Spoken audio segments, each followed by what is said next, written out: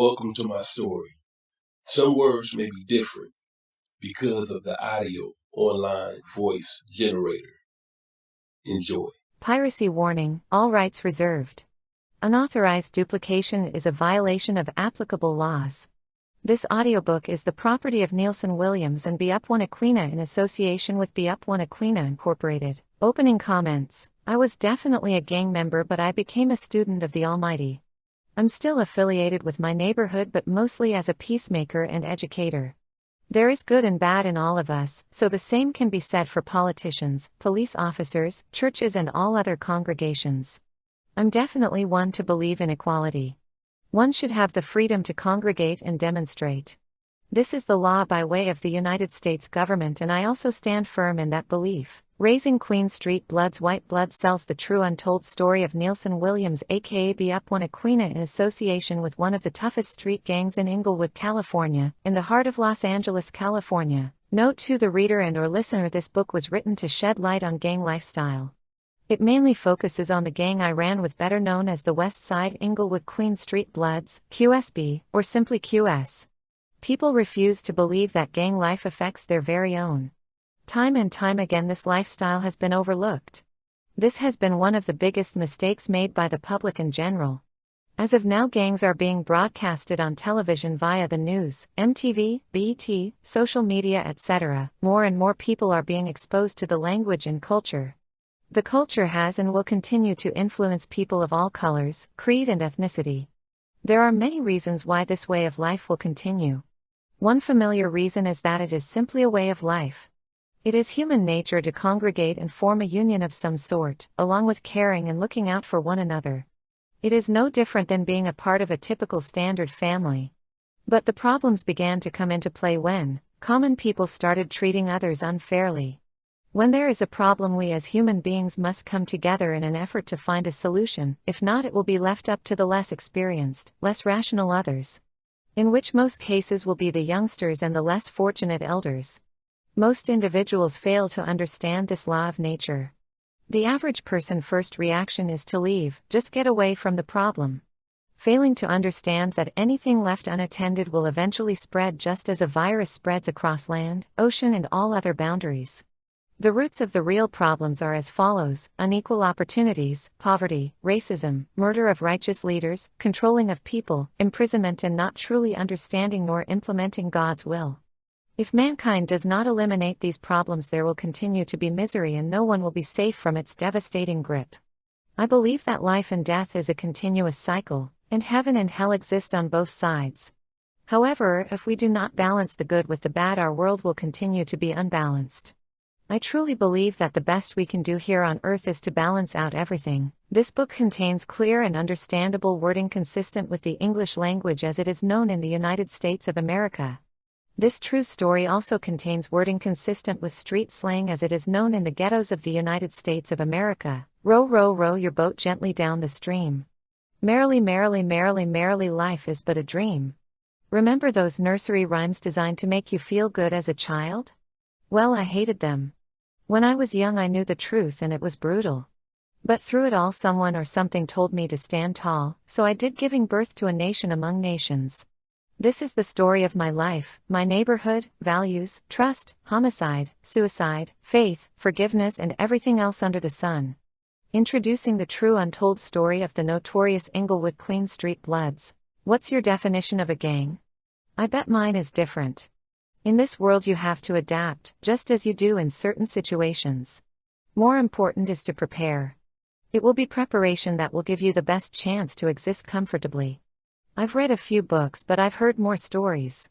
This happens to be a true story, written, signed and sealed to deliver a message unlike any other. From the beginning to the present, raising Queen Street Blood's White Blood Cells. As a child I pretty much did a lot of moving around. I was born in Las Vegas, Nevada. However, my family and I moved to Los Angeles around the year 1971. We still managed to go back and forth from Los Angeles to Hawaii. We also stayed in Sacramento, California, for a little while. Oh, I say it was around 1978 when we finally settled in Inglewood, California, which ultimately became my home sweet home. I remember my first day of school like it was yesterday. Oak Street Elementary in the city of Inglewood, California. I was in the 5th grade mobbing through the hallways just trying to get a feel of things. Back in those days, being a new student meant that it was a few things I had to know right off the top. Number 1, who are the fine girls? Number 2, who thought they were the fine girls? Number 3, who are the cool dudes to kick it with? Number 4, who think they were cool to kick it with? And last but not least, number 5, who the hell thinks he is the king of the school? Look, this was very important to me and to any other kid. The king of the school was treated like royalty. Being runner-up or even next best was cool, but I was going for the gusto. Eventually I found out that the king of the school was a small Mexican dude. Just one moment, I don't have a prejudice bone in my body, but this person was about 4 feet 11 inches. I was damn near 6 feet and pretty big boned. He didn't have a chance. Without going into it, after school I became the king. My elementary school years kind of flew by. In the summertime it was hot, and the summer days always lasted pretty long. In fact, the summertime was when some of the craziest things would happen. The first time I showed signs of rebelling was like the summer heat, as my temper raged out of control. Back in those days there were various gangs in Inglewood, California, around 1978. But I considered myself a leader, and being part of something already in existence didn't quite soothe me. I tried to make up a new gang. We had a few members, but mostly a bunch of wannabes. This situation lasted about 3 months. Soon after, many of us fell victim to the bigger gangs and became new recruits. Which simply meant we did not withstand the pressure applied by the larger gangs. Yet I still kept some type of creative input. Associating with a small branch of a bigger gang gave me more leverage with less competition. I was able to grow and rank faster than normal. The gang I associated with was called West Side Family, or Cedar Block Family, CBF. This was a smaller clique of Inglewood family bloods. At the time there were other gangs in Inglewood, but the biggest gang was Inglewood Families and the largest Mexican gang was Inglewood 13s. The ignorance of certain members in the bigger gangs would eventually give life to smaller gangs.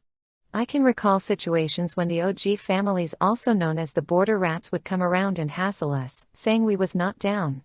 Our clique was not accepted by the original Inglewood families. I was really confused, because even at my young age I knew that growth meant change. In order to grow you have to leave room for some type of independence or change. Inglewood Family, Cedar Block Family, West Side Family, 77th Street Border Rats Family would still be all family related. This would eventually prove to be stunning in my future approach. I really felt very serious about some type of input. Then there was my older brother Rat, who also felt very strongly about having input. In fact, it was his decision for us to start hanging on Queen Street. We knew a few guys that stayed on that block. Most of them were about his age. He was approximately 2.5 years older than me. My parents separated about the time we settled in Inglewood. My mother and my sister were always caught between us and our troubles. Rat began to hang on Queen Street with some of the guys that lived over there. Some of the homies from WF started tripping and telling me that they were going to get me and my brother. There were various reasons, but mainly they kept asking, why is my brother Rat hanging on Queen Street with a bunch of nobodies? At the time nobody on Queen gang banged. They were just good dudes. Anyway, Rat would always tell me that I should come and hang out with him on Queen Street. He would say that they are genuine dudes. And though they were not gang related, being genuinely themselves was good enough. He also told me about the girls over there, and that's pretty much all it took. We began to hang out on Queen Street together. Rat and I were known as gangbangers associated with Cedar Street and WF. However, once we started hanging on Queen Street, we stopped associating with Cedar or West Side Family. We did not claim anything. In fact, we never did, only by association were we associated. But we dressed the part, and considered ourselves bloods. And we protected our association with Cedar Street, WF and all bloods. Back in th'70s, Inglewood family bloods and other natives of the city were highly critical of new people that recently moved in. And though me and my brother was influenced to become bloods, we were also influenced to become our own. Especially me, I wouldn't have it any other way. So you can say we became bad influences on Queen Street. As time went on, different gangs would come through trippin', messing with us. Both Crips and Bloods gave us problems. Basically, we were a bunch of kids hanging together, and this always attracted attention. And as I've said before, Rat and I still dressed the part, which attracted even more attention to us. I remember after a while I became completely tired of being harassed. It was time to fight back. And Rat and I did exactly that. Even a couple of our newfound friends would join in the squabs. Whenever dudes came through messing with us, we fought back. It would only be a few of us that got down, start fighting, but love for one another brought us all to the battlefield. So we were pretty much a gang. We just didn't have a name. Crips would come through and call us slobs, word used to disrespect Bloods, and Bloods would simply call us marks, word used to describe fearful people. At that moment I was proud to say, let's call ourselves Queen Street Bloods. Seeing that we all were blood affiliated. And after all, we did hang on Queen Street. The immediate response was laughter. Some of the homies felt like that name sounded soft. I responded by saying, it's real though. I mean, we did kick it, hang out, on Queen Street. So I pushed on with the name. The others were never really as serious as I was about literally making up a gang, so they didn't outright start claiming Queen Street. In fact, it took me to keep on saying Queen Street every time an incident took place. I claimed Queen Street every time until it stuck with the homies and our enemies. It was around the year 1979, I remember it as if it were yesterday. During the next 2 years we changed the name from Queen Street Bloods to Queen Street Block Hustlers, because of our past confrontations with Bloods and Crips. But we were still considered Bloods by our enemies. And we continued to wear the color red in unity.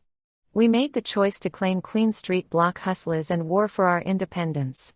Unassociated with any gang but our own. Without realizing, we stepped away from our associated blood to war for our own blood. And our victorious outcome became our entrance and acceptance among all Bloods. By the year of 1982 we were becoming bigger and bigger, and I began my first day of junior high school, Crozier Junior High School. This was the very first day of school for me and my homeboy He-Man. I called myself BeUpOne, which stood for BeUpOne. Some people believed the name also meant Blood Up One. I pretty much left it open for those types of thoughts. I always did like to be creative. BeUpOne or BeUpOne was the name I settled with after running through a few others earlier. It was time for us to really put our gangstiness down. He-Man and I were younger than most of the others. There were a few homies younger than us, but they were in elementary. By this time everyone was pretty much in high school. Allow me to give you, the reader, a little roll call. There was my brother Rat, He-Man, Gangsta, Tweet, Papa C, D'Angelo, X-Ray, Easy, Pretty, and a whole lot of others that were already enrolled at Inglewood High School. It was only He-Man and I alone at Crozier Junior High School. We claimed our neighborhood and put it down the whole time we were there. By the time we graduated we brought in a couple of other homeboys that included DB, Red, and a few others. We were at the year 1983 headed to Inglewood High School with literally everyone else. It was around this time when breakdancing came about. I remember hanging in the hood chilling when a lady approached me. She asked me if I knew anyone who knew how to break dance. At the time my little homie Baby Queen was into that, so I mentioned him. She said she needed about 15 to 25 break dancers for a feature film. We were always hustling and looking for the next move. So we did take advantage of the opportunity. We were given approximately 2 weeks to prepare. You better believe we were ready. The movie came and went. I don't remember if anyone was used. Breakdancing led us to a path that took the whole neighborhood by storm. Only a few of us started breakdancing, not all of us.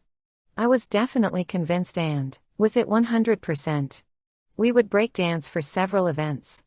We even signed a manager contract with the woman that approached us previously with the movie deal.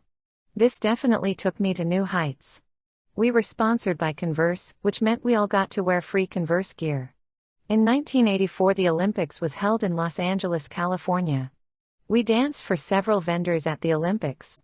We were being paid for doing something we loved, and there was no better feeling. The television network NBC called our manager/agent and asked if we could perform at a party given for the actor Ricky Schroeder. We were told that he requested us himself. The Queen Street Breakers were in full effect, and we were really starting to make a name for ourselves. Even though we were gangbangers, we were also being recognized as entertainers, and it felt good. But we were still subject to the streets and its reality, and so were our red rags and red shoestrings. Our Dress code would always let people know that we were affiliated with the Blood Card gang. Everybody did not break dance, but every one of us was from Queen Street. Break dancing was another part of our hustle and another path to entertainment. Most of our performances were a success, but there were some successes that stood out more than others. The Inglewood Talent Show has to be one of our most successful. The year was 1984 and we had to go through several tryouts which we did not like since we considered ourselves to be stars already. Our performances paid off as we did make the final cut. Suddenly there we were front and center. We were the last performers to go on. Even the arrangers knew we were pretty famous, so they put us on last, which was the best slot. Anyway, the curtain was being drawn and our music began playing. There was about 20 of us on stage, but we set it up so that we fell into several groups. Certain groups did one thing and other groups did other things. We really freaked it, did well. They had to pull people off the stage while we were still performing. At one point they closed the curtain and told the crowd that we had left the building. Then after the crowd calmed down, the curtain opened and we finished our performance. It seemed to be a wonderful night. But there was one downfall. Initially they announced us as the winners of the talent show. And then they announced that we were being disqualified for wearing red rags over our faces and showing gang ties. People seemed to never understand us. Why claim a gang when we were so talented? They would always ask that question. My answer was always the same: we were a gang before we started dancing. A gang is considered to be a bad word. But two or more people gathered is the definition of a gang, and what's so bad about that? Yet truly I do remember the break dance era. It came and went just as fast. By the end of 1985 we were full-fledged Queen Street block hustlers and the hustler part was slowly fading. We would have gang meetings at least one every 2 weeks. These gatherings were very important to us. We held meetings previously during our beginning stages, but these new gatherings were much more animated. During the earlier stages of the gang, my brother Rat was the official leader of the neighborhood. Although I was the main person that pushed for the birth of the hood, my brother was given the leadership role. By the time 1985 arrived, things were definitely changing. I moved into the forefront and now I would be heading the meetings. And surely I was a much different leader than was my brother. I would prove to be the complete opposite of my brother. Rat was more of a planner and thinker with compassion for others. I was cruel, cold, and I believed actions spoke louder than words. However, this was only part of my entire personality. I will explain more in detail later. Back in the day we used different methods for making money. Some of the methods were of an ingenious nature. Rat originated many plans and schemes that brought us money on a daily basis. He was a gift to the neighborhood as he was very instrumental in our early success and longevity. Now that I was the leader, I would be implementing new ideas. Things would still run in the same format. But I would add my personality and introduce my wrath, which would not have been acknowledged under my brother's umbrella. Drug dealing became our main activity. And I demanded more unity among us, and strict punishment for members not cooperating. These new moves would have been met with resistance if we were under the old way of things. In the beginning, Rat was a great group planner. But as time went on, he became more of an individual. I could not blame him for changing. It is a lot to deal with. Anyway, it was my time and my lead. The year was around 1986 and all hell was about to break loose. Drama was really going down. Crack cocaine infested the neighborhood, and some of our earlier quarrels with the other gangs were about to turn deadly. This was a new gun-blazing kill or be killed era. Confrontations that involved shooting started to happen more and more often. Gangs like the Rollin' 60s, RAC, Raymond Avenue Crips, and the IVC, Imperial Village Crips, were the gangs we stayed into it with. And then there was the 8 Tray Gangsters, ETG. This was probably the most active war we had at the time. I stayed heated, keep a gun. Some gangs bring it harder than others. Some cliques within certain gangs bring it harder than others. Either way, we definitely hit a hot spot with these particular cats from ETG. Although there were a lot of shootings, only a few homies from my hood got hit. It was just constant shootouts every day, all day. Trust me, we were very lucky but more so blessed. I remember a situation between me and one of the 8 Tray homeboys. I was just leaving my house and was walking down the street, headed to the next block where my homeboys were hanging. As I walked toward my homies, I saw a parked red El Camino car/truck. All of a sudden the guys in the El Camino started throwing up gang signs at me. So I threw up the set, my gang sign. That's when one of them jumped out of the car. This was one of the main cats that rolled for those guys, one of their shooters. I will not make mention of his name to protect his status. Anyway, when he jumped out of the car, I noticed he had a gun. It looked like a Tech 9. I remember him saying F Queen Street. I was thinking, damn, he got me. Yet I felt I had to say something, so I responded, F you. That's when some of my homies started coming. My lil homie Dollar Bill began busting, firing his weapon. He was quite a distance away from where I was, but he did enough to disturb the flow of things. Quickly the ETG homeboy jumped back into the car, and I remember him saying, Bart, you owe me one. He spared my life. But truly it was my Lord Jesus the Christ that saved me. This situation would prove to be vital as time went by. About 2 or 3 weeks later, me and the homeboy Dulo from NHP, neighborhood Paris, was on our way to a local liquor store. As soon as we got to the store, guess who we saw? It was the same guy from the previous incident. I stayed heated, kept a gun, and so I drew down on him with a sawed-off 12 inches gauge. Dulo slapped the girl that was with him. We didn't call him Dulo for nothing. I had homeboy in my clutch, and I can remember him saying once again, you owe me, homie. I just stood there looking at him. Dulo was like, F that dude, B, short for Bart, kill that dude. Without getting into more details, let me just say, I've been in plenty of gun-related incidents. And I was known as a rider, courageous. But I was also known as a righteous cat, and for that reason I could not pull the trigger. Dulo tried to take the gun away from me, but he was not able to. I told homeboy to leave, and soon after that we left. I can recall Dulo saying, B, if we're gonna be giving people passes, we need to get out the game. I thought to myself for a moment, and then I agreed with what he said. But I came too far to quit now. There were a few more things that needed to be put in place. More and more we were being known as Bloods. Yet we still claimed hustlers or hustles/gangsters. I was still not convinced or motivated to go back to our original ways. But times were changing, and I knew a change would soon come.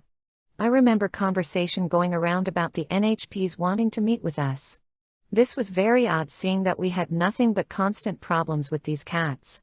They were Bloods also, but we really didn't get along. However, we had to make this meeting happen. My best friend Dulo was from NHP. But I knew from the get-go that he was on our side. I can't recall the exact date. It was probably around 1987. I remember being one of the first ones from my hood to walk up. Dulo and one of my little homies was with me. It was around 2 p.m. and the meeting was to start at 3 p.m., but we arrived an hour early. It was approximately 40 or so cats there representing their side. However, not all of them were from Pyro, yet they were united and against us. Not too many words were spoken, but I felt their negative presence. We showed up with a case of beer. Immediately we started drinking and conversing with certain cats. All of a sudden a guy asked me where I was from. I replied by giving up the hood, claiming my gang. He responded saying, this is original gangsta Inglewood family. After a few more words things seemed to calm down. We began drinking, and I can recall the guy asking to sip my beer. I handed a beer to him, then suddenly he swung the bottle at my head.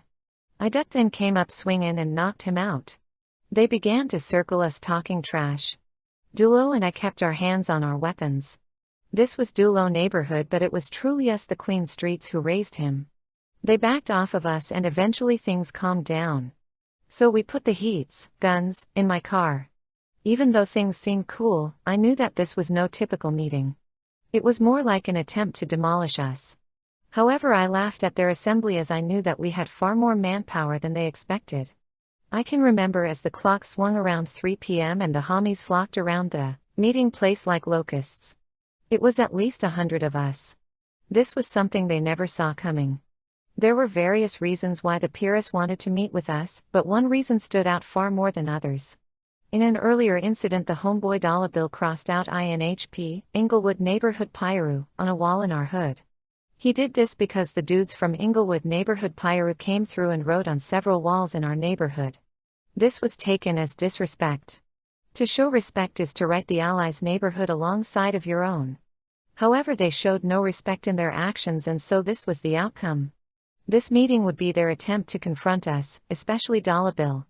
Yet to their surprise we outnumbered them, and their guest. So they waited until the meeting was over, and when most of our homies were gone, Dollar Bill pulled up just after most of the homeboys left. They began saying that Dollar had to go head up with one of their homeboys. This guy was much taller and overall bigger than Dollar. However, their challenge was accepted. In the end, Dollar Bill would enter the winner's circle. This triggered the INHP to rush us, but they mostly rushed Dollar Bill. At this time they were deeper than us, outnumbered us. I was forced to get the heaters, guns. After shooting a few times in the sky, they backed off of us. We began to flee from the area. We were pissed off and ready to go back for revenge. But we had to get Dollar out of harm's way. Dollar Bill was a young rider for the hood and we all loved him. So this simply meant war as far as we were concerned. We took Dollar to my house, and left him there. We began to meet up and were on our way back to Inglewood neighborhood Pyrohood. However, something was about to seriously interrupt our mission. Earlier in the week, some of the homies put the word out to be on the lookout for a burgundy caravan. Supposedly some Crips were rolling through the hood. And who would have guessed that a burgundy caravan would pull up at that time? I guess one of their guys got anxious and opened the van door. In doing so, the inside interior lights automatically came on, exposing them. 6 or 7 Crips dressed in their blue uniforms with an arsenal of heat. But it would be our side to get off the first round. So now we were in a major shootout. And it went on for a little while. Then the police came and most of us fled. However, this incident is definitely the reason why we never made it back to the INHP that night. I'm sure if this situation had not taken place, we would have surely done something that would have changed our relationship forever. There were some incidents that took place afterwards which included fights and some gunplay, but nothing serious. It seems that the little time given between both situations proved to be worthy for both Queen Street Bloods and neighborhood Pyro alike. I believe this was the beginning of a new relationship between both neighborhoods. It was around the year 1988 and the neighborhood Pyro gang and Queen Street Block Hustler Bloods were as close as we had ever been. We stood up for ourselves and confronted them as men. So after all, we were starting to get our respect and be accepted. Every so often one of the homies from either Pyro or family would say ya should just go ahead and put the B back on it. As in Queen Street Bloods like it originally was. They definitely had a point, plus at this time the hood, Queen Street, seemed to be moving that way all along. Remember earlier when I explained about cliques, certain members that kind of hung around each other? There was a clique from my neighborhood that consisted of various members. These cats were very influential in moving the hood in the direction of long ago, introducing Big Moon Capone, OG Dollar Bill, LL Stankfoot, Caper, Steve-O, Tex, Big Duke, Goldie, G-Rock, and DK. I must give credit to L-Ski, Slim, and everywhere credit is due. These guys were already claiming Queen Street Bloods as it was originally written. They were also painting the walls with the graffiti of spilled blood, which made it even harder to claim Queen Street without the affiliation of Bloods.